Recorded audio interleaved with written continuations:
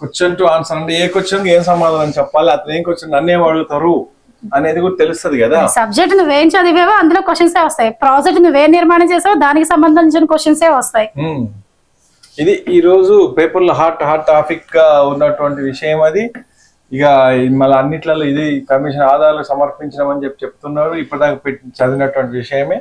అయితే ఇక్కడ ఇంకో విషయం చూసుకున్నట్టయితే మనకు పేపర్లో అసలు టాపిక్ ఉంది. ఇక్కడ ఎవరు మన ప్రభాకర్ రావుకు సంబంధించినటువంటి విషయం ఇక్కడ ఒకసారి మనం చూద్దాం. ఇది ఫోన్ ట్యాపింగ్ వ్యవహారం. ఈ ఫోన్ ట్యాపింగ్ వల్ల మనకు ఏంటంటే చాలా మంది కుటుంబాలు రోడ్డు మీద పడ్డాయి. ఇక్కడ ఈ ఫోన్ ట్యాపింగ్ వాస్తవంగా గవర్నమెంట్ ఫోన్ ట్యాపింగ్ అవకాశం ఉంటుంది. అది ఎవరికి ఉంటుంది అంటే నక్సలైట్లు, ఎవరు అనుమానితులు అంటే నేర చరిత్ర కళ ఉన్నటువంటి వ్యక్తుల పైన ఫోన్ ట్యాపింగ్ అనేది చేయొచ్చు అనేది అక్కడ గవర్నమెంట్ లో ఉన్నటువంటి ఒక సిస్టమ్.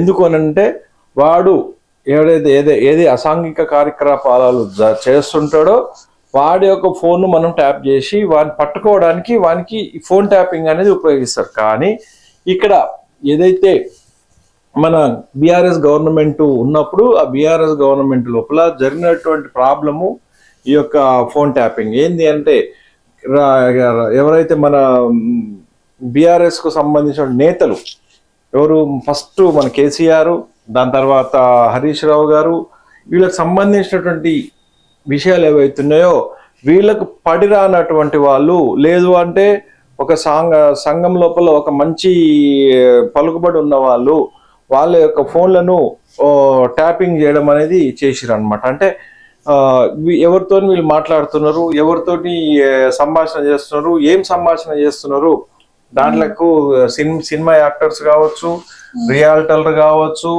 పెద్ద పెద్ద బిల్డర్స్ కావచ్చు, ఈ ఆ రోజు సాంఘిక కార్యక్రమాలు చేసే వాళ్ళందరి మీద కూడా కార్యక్రమాలు చెయ్యాలి. అసాంఘిక కార్యక్రమాలు చేసే వాళ్ళ మీద చేయాల్సింది ఫోన్ ట్యాపింగ్. కానీ ఇక్కడ చేసినటువంటిది ఏంటి అని అంటే వీళ్ళ అవసరాలకు వాడుకోవడానికి వీళ్ళు లేదంటే దీనికి పాల్పడరు అన్నమాట. మనము చెప్తాం కదా ఇది దాన్ని ఏమంటారు,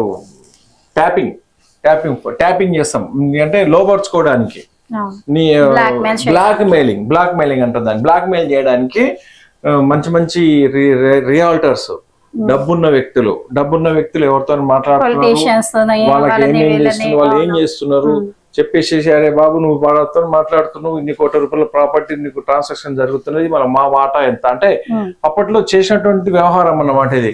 దీనికి మన ఫోన్ ట్యాపింగ్ విషయాల లోపలే మన 2018 లోపల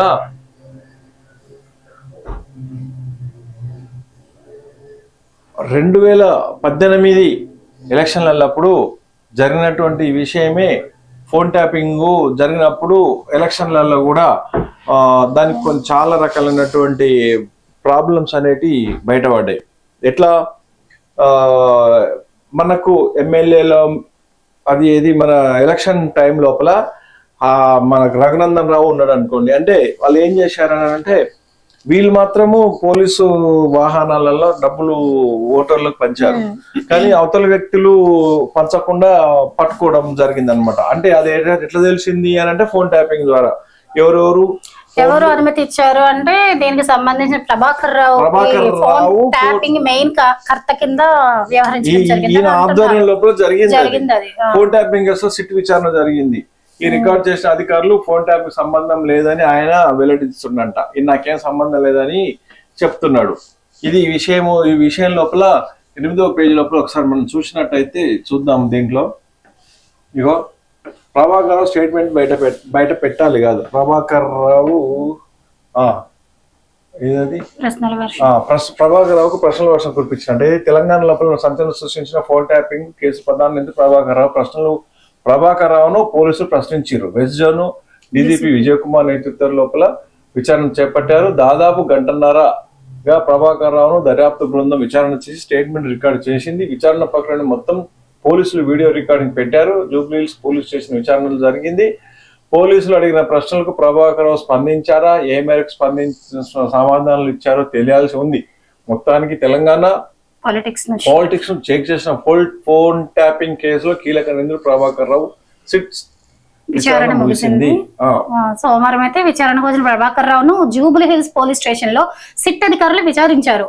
దాదాపు 8 గంటల పాటు కేసుకు సంబంధించిన ప్రశ్నలతో ప్రభాకర్ రావును ఉక్కిరిబిక్కిరైతే చేయడం జరిగింది. అయితే ప్రభాకర్ రావు స్టేట్మెంట్ రికార్డ్ చేశారు సిట్ అధికారులు. మళ్ళీ జూన్ 11న విచారణకు రావాలని ప్రభాకర్ రావును ఆదేశించారు.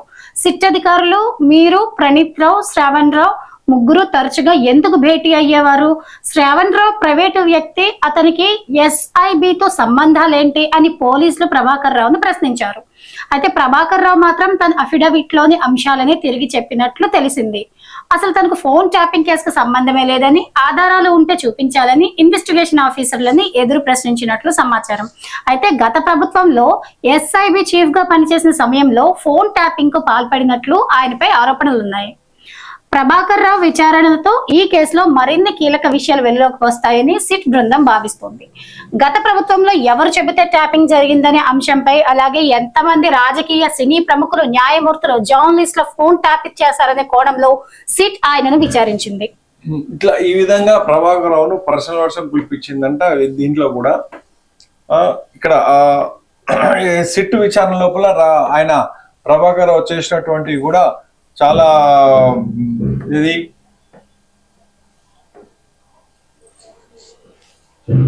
ఇగో ఆధారాలు ఉంటే చూపించాలి, నేను కూడా బాధితున్నే అని అంటే ఎవరు చేసినట్టు మళ్ళీ కేసీఆర్ చేసిండా?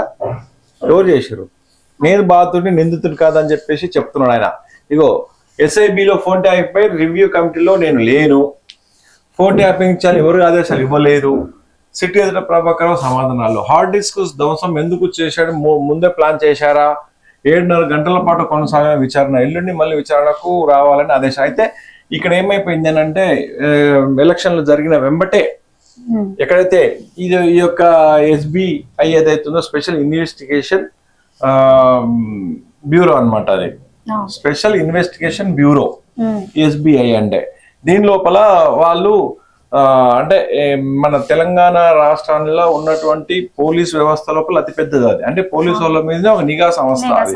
అంటే ఎవరి మీద ఎవరు ఏం చేస్తున్నారు అనేది ఒకరి మీద ఒకటి నిఘా ఉంటది. ఎందుకంటే పోలీసు వ్యవస్థ అందరిని నమ్మలేము కాబట్టి ఆ పోలీసు వాళ్ళు ఏం చేస్తున్నారు అనేది చేయడానికే ఈ SIB అనేది స్పెషల్ ఇన్వెస్టిగేషన్ బ్యూరో అంటారు దాన్ని.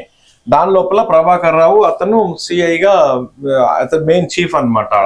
అయితే ఆయన సమక్షం జరిగిన తర్వాత ఎంబటే ఎలక్షన్ అయిన ఎంబటే దాంట్లో హార్డ్ డిస్క్ అన్ని ఉస్మాన్ మూసీ నది లోపల దొరికినాయి.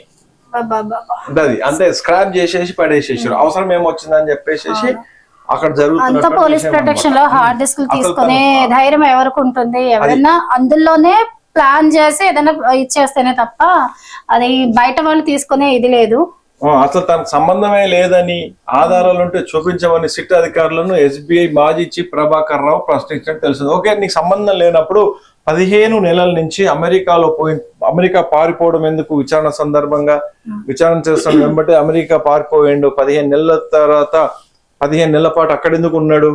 15 నెలల నుంచి అతను అమెరికాలో ఉన్నాడు. ప్రతి కోర్టుకు వెళ్ళిండు, నన్ను రక్షించండి, నాకు భారతదేశం పోతే నన్ను ప్రాణాలతోటి వాళ్ళు బతకనివ్వరు అనే ఉద్దేశంతో కూడా అక్కడ చాలా రకాలైనటువంటి కేసులు కోర్టులకు వెళ్ళాడు ఆయన. మీ అమెరికా పౌరులాగానే నేను ఉంటా, మీకు అమెరికాకి ఎన్ని డబ్బులు కావాలన్నా చెప్పండి, నేను పౌరసత్వం కావాలని చెప్పేసి కూడా కోరడం జరిగింది. అక్కడ కూడా వేస్తున్నాడు అనమాట అక్కడ లంచాలు.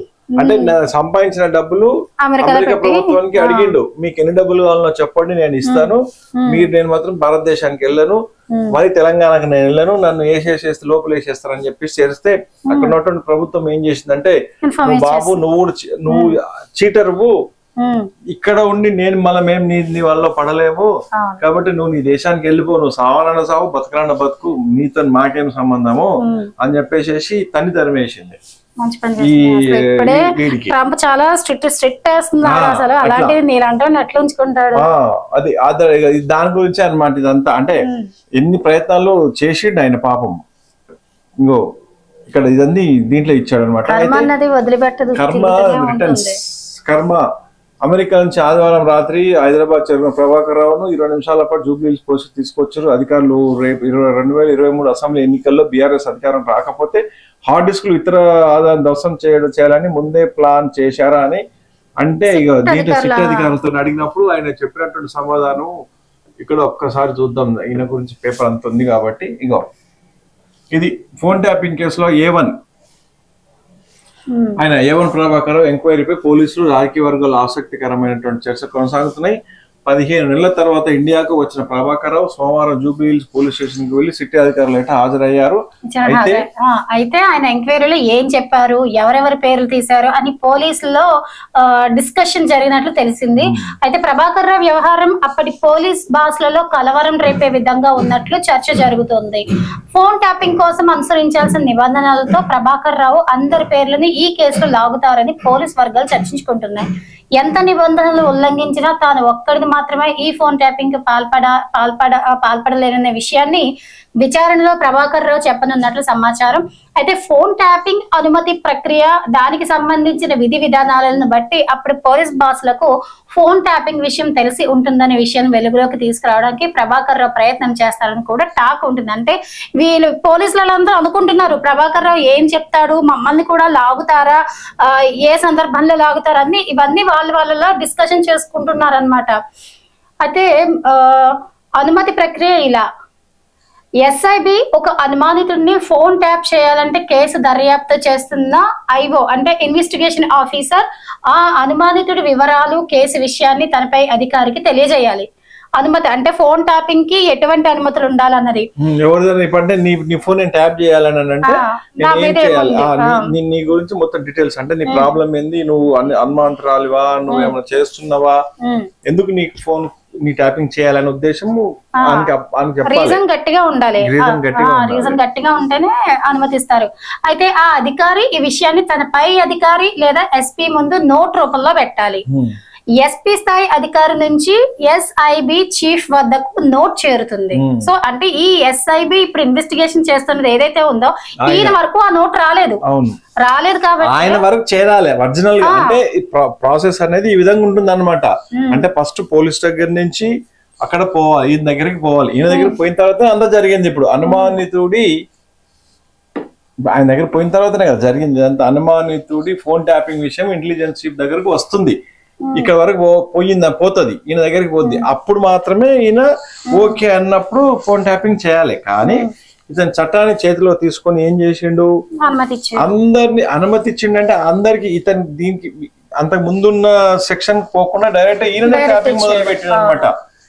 ఇంటెలిజెన్స్ దగ్గరకు అక్కడ చీఫ్ సంతకమైన తర్వాత ఆ ఫైల్ టెలికాం డిపార్ట్మెంట్ కు వెళ్తుంది. అప్పుడు టెలికాం డిపార్ట్మెంట్ అధికారులు 7 రోజుల వరకు ఫోన్ ట్యాపింగ్ అనుమతిస్తారు. 7 రోజుల తర్వాత ఫోన్ ట్యాపింగ్ అనుమతించిన అంశాలు, కేసు విషయంలో కూడిన వివరాలు సెక్యూరిటీ రివ్యూ కమిటీకి పంపుతారు. సెక్యూరిటీ రివ్యూ కమిటీ ఉండే హోంశాఖ కార్యదర్శి, డీజీపీ, ఇంటెలిజెన్స్ చీఫ్లకు 7 రోజుల ఫోన్ ట్యాపింగ్ విషయంలో పాటు కేసు అంశాలను నివేదిక రూపంలో సమర్పిస్తారు. 7 కంటే ఎక్కువ రోజులు ఫోన్ ట్యాపింగ్ చేయాలంటే సెక్యూరిటీ రివ్యూ కమిటీ అనుమతి తప్పనిసరిగా ఉండాలి. వారు అనుమతిస్తేనే 7 రోజులకు మించి ఫోన్ ట్యాపింగ్ చేయడానికి అనుమతి లభిస్తుంది. ఈ ప్రక్రియ ఫోన్ ట్యాపింగ్ కు పక్కా కావడంతో ప్రభాకర్ రావు ఈ విషయంపై పట్టుబడి తమకు అనుమతి ఇచ్చిన అధికారులందరినీ విచారించాలనే డిమాండ్ తీసుకొచ్చే అవకాశాలు ఉన్నాయని పోలీసు వర్గాలు అనుకుంటున్నాయి. ఈ ప్రక్రియకు విరుద్ధంగా ఫోన్ ట్యాపింగ్ జరిగే అవకాశం లేదని తనను విచారిస్తున్న పోలీసు అధికారులకు ప్రభాకర్ రావు ఎదుట ప్రశ్నించే అవకాశం కూడా ఉందని చర్చ జరుగుతుంది.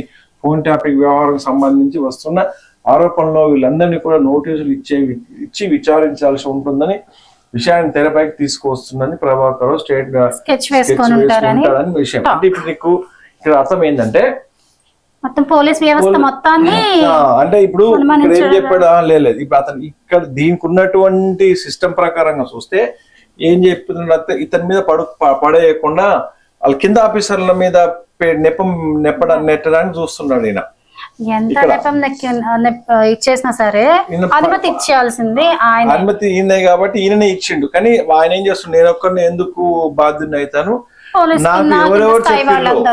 నాకు ఎవరు చెప్పిర్రు ఫలానోళ్ళు ఎవరు అనేది ఎవరు ఇస్తారు, కింద ఆఫీసర్లు ఇస్తారు. డైరెక్ట్ తెలియదు కదా, ఆయన డైరెక్ట్ గా పోయేసేసి వాళ్ళ గురించి తెలియదు కాబట్టి ఆయన ఏం చేస్తాడు, కింది స్థాయి ఆఫీసర్ల ఎవరెవరు అవుతున్నారో ఆఫీసర్లు విషయాలు చెప్తేనే నేను చేసిన అనేది దాని మీద చేస్తున్నట్టు ఇది చైన్ సిస్టమ్ అన్నమాట. చైన్ సిస్టమ్, ఈ చైన్ సిస్టమ్ లోపల ఇస్తున్నటువంటి విషయం ఇది. అయితే దీని లోపల ఏం చేస్తున్నానంటే ఈ 15 నెలల పాటు ఎందుకు రాలేదు అనే విషయానికి వస్తే ప్రతిపక్షాలు ఇక్కడ బాగా దుమ్మెత్తిపోస్తున్నాయి. ఎందుకు రాలేదు ఇప్పటివరకు అనే విషయానికి వస్తే ప్రతిపక్షాలు ఏం చెప్తున్నాయి అని అంటే, ఇంకోటి ఏంటంటే దీనిలో కేసీఆర్ ప్రభాకర్ మాట్లాడుకున్నారు, కేసీఆర్ అనుమతితోనే పోలీసులు లొంగిపోయాడన్న విషయం కూడా బయటకు వస్తుంది. ఇప్పుడు ఆయన చెప్పే ఉద్దేశం ఏంటి, ఇక్కడ నాకు పలాని ఫోన్ ట్యాపింగ్ చేయాలని అనుమతి పెట్టింది ఎవరు, కింది స్థాయి ఎవరెవరు ఉంటారు, పోలీసులు, ఎస్ఐలు, ఎస్పీలు వీళ్ళందరూ ఉంటారు కదా, వీళ్ళందరూ అనుమతిస్తేనే అక్కడ ఒకటి పాస్ చేయాలి బిల్ అనేది, ఇది అంటే ఆర్డర్ చేయాలి. నా కింద వాళ్ళు కూడా ఎంతమంది ఉన్నారు అందరిని బయట పెట్టే అవకాశం ఉందని పోలీసులు భయపడుతున్నారు. అంటే కింద ఇంకెవరైతే అప్పుడు మెయిన్ గా కేసీఆర్ ఇదంతా ఎందుకు జరిగింది, కేసీఆర్ ఎలక్షన్లు గెలవాలి ఎట్టి పరిస్థితులా, నేను ఎవరెవరు రాజకీయ నాయకులు ఎవరెవరు ఏమేమి మంత్రాలు ఆడుతుర్రు, ఎవరెవరు ఏం చేస్తుర్రు బయట నాకు తెలియాలనే విషయము కేసీఆర్ ఈ కింద అధికారులకు చెప్తే ఆ కింద అధికారులు టోటల్ గా వాళ్ళు అధికార పక్షం కాబట్టి లంచాలు తినేసారు. భయపడ్డారా, లాభం లేదే ఏ పని చెప్పలేక రాదు. గురుభక్తి కూడా ఉంటది, దేశభక్తి అన్నట్టు గురుభక్తి కూడా ఉంటుంది. అంటే భక్తి చూపెట్టడం నాయకుడి మీద. ఇప్పుడు ఇదంతా ఏంటంటే ఇందులో తెలంగాణ పోలీస్ సిస్టమ్ లో ఆయనకు అనుకూలంగా ఉన్న వాళ్ళందరినీ మెయిన్ కేటగిరీలో పెట్టేశాడు. అయితే నిన్న జరిగింది విషయం 8 గంటలు చర్చ జరిపి అది ఇంకా బయట పెట్టలేదు వాళ్ళు. అయితే మన దీనికి సంబంధించిన విషయం ఏం చేశారంటే బండి సంజయ్ గారు ఏమంటున్నారంటే, మీరు ఏదైతే ఫోన్ ట్యాపింగ్ విషయంలో ప్రభాకర్ విచారణ చేశారో ఆ విచారణ మొత్తం బహిరంగ పరచాలి అంటున్నారు అనమాట. కేసీఆర్ ఫ్యామిలీ కౌన్సిలింగ్ ఇచ్చారు. అయితే ఇప్పుడు ఏంది అంతా బయట పెట్టాలి, ఎందుకు బయట పెట్టాలని అంటే అసలు ఏం జరిగింది అనేది పోలీసులకే తెలుస్తుంది. ఆ విచారణ మనకు బయట తెలియదు కదా, బయటకు తెలిస్తే ఎవరు చేస్తారనేది తెలిసిపోద్ది అనేది వీళ్ళు. ఇగో 15 నెలల వరకు కౌన్సిలింగ్ ఇచ్చిర్రు కేసీఆర్ ఫ్యామిలీ అని చెప్తున్నారు అన్నమాట బండి సంజయ్ గారు. ఫ్యామిలీ కౌన్సిలింగ్ ఇచ్చిందని కేంద్ర మంత్రి బండి సంజయ్ గారు ఆ తర్వాత పథకం ప్రకారం ఆయన లొంగిపోయారు, విచారణకు హాజరయ్యారని పేర్కొన్నారు. ప్రభాకర్ రావు స్టేట్మెంట్ ప్రభుత్వం బహిరంగ పరచాలని డిమాండ్ చేశారు. సోమవారం ఒక ప్రకటన విడుదల చేశారు. దాంతో పాటు CM Revanth Reddy, Congress, BJP, BRS నేతలు జడ్జీల ఫోన్లను సైతం ట్యాప్ చేసి ఆరోపించారు. భార్యాభర్తలు మాట్లాడుకుంటున్న సంభాషణలు కూడా రికార్డ్ చేసిన నీచులని పేర్కొన్నారు. దీనివల్ల అనేక మంది జీవితాలు నాశనం అయ్యాయని, ఎన్నో కుటుంబాలు రోడ్డున పడ్డాయన్నారు. ప్రభాకర్ రావు ఎవరి ఆదేశం ఫోన్ ట్యాపింగ్ చేశారు ప్రజలకు తెలవాల్సిందన్నారు. ఫోన్ ట్యాపింగ్ చేశాక ఆడియోలను ఎవరెవరికి పంపారు, వాటిని అడ్డు పెట్టుకుని ఎవరిని బెదిరించారు, వివరాలు బయట పెట్టాలని సుప్రీం కోర్టు నిబంధనలకు లోబడి ప్రభాకర్ రావుపై సీరియస్ గా చర్చ తీసుకోవాలని డిమాండ్ చేశారు. ఇప్పటికే కాంగ్రెస్ ప్రభుత్వంపై ప్రజలకు విశ్వాసం సన్నగిలిందని, 18 నెలల పాలనలో ఏ ఒక్క అవినీతి కేసులో విచారణ కూడా ముందుకు సాగలేదని, ఇకనైనా కోర్టులో గట్టిగా వాదనలు వినిపించి ప్రభాకర్తో సహా ఆయనకున్న సూత్రధారులకు శిక్షలు పడేలా చేయాలని చెప్పేసి వాస్తవంగా ఇది అంటున్నాడు. ఇక్కడ మనకు అర్థమైపోయింది ఏంది అని అంటే, దీంట్లో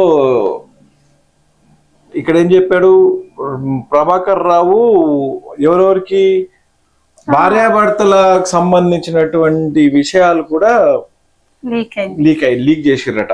ఇప్పుడు దానికి ఉదాహరణ ఏమైపోయిందంటే, ఇప్పుడున్న సీఎం రేవంత్ రెడ్డి గారు కూడా ఎప్పుడు వస్తున్నాడు ఎప్పుడు పోతున్నాడు అరెస్ట్ చేసిర్రు. సీఎం రేవంత్ రెడ్డికి సంబంధించిన వాళ్ళ అమ్మాయి పెళ్లికి వారం రోజుల ముందు. అప్పుడు సీఎం రేవంత్ రెడ్డి కూడా ఫోన్ ట్యాపింగ్ చేసారు. ఆయన ఇంట్లో ఉన్నది కూడా తెలుసు వాళ్ళకు. అప్పుడు ఇంట్లో అర్ధరాత్రి కూడా ఇంట్లో తీసుకొని వచ్చారు. దాని తర్వాత సినిమా యాక్టర్స్ ఉన్నారు, నాగార్జునకు సంబంధించినటువంటి విషయం ఏదైతే ఉన్నదో అక్కడ వాళ్ళు కూడా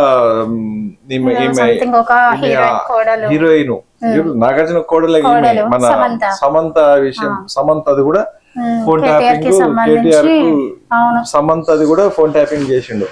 ఆమె కుటుంబం నాశనం కావడానికి కూడా ప్రభాకర్ రావు. ఇట్లా అంటే ప్రైవేటు ఇవి కూడా చేశారు. దాని తర్వాత నందకిషోర్ ఎవరైతే ఉన్నారో ఈ యొక్క ఎమ్మెల్యేల కొనుగోలుకు సంబంధించినటువంటి, సమంతకు ముందు రకుల్ ప్రీత్ సింగ్ కూడా ఒక ట్యాపింగ్ బయటపడింది. కేటీఆర్ రకుల్ ప్రీత్ సింగ్, కేటీఆర్ సమంత ఇవన్నీ కూడా అవును ఇదంతా వాళ్ళకి అనుగుణంగా మార్చుకుని వాళ్ళు లోపరుచుకున్నారు అనమాట. అంటే వాళ్ళను బ్లాక్ మెయిల్ చేశారు ఈ యొక్క దీని మీద. అంటే ఎన్నో రకాల కుటుంబాలు నాశనమైనాయి దీని వల్ల. ఇప్పుడు అదే నందకిషోర్ ఎవరైతే ఉన్నారో ఇది ఎమ్మెల్యే కొనుగోలుకు సంబంధించినటువంటి విషయం కూడా ఫోన్ ట్యాపింగ్ వల్లనే జరిగింది అనమాట.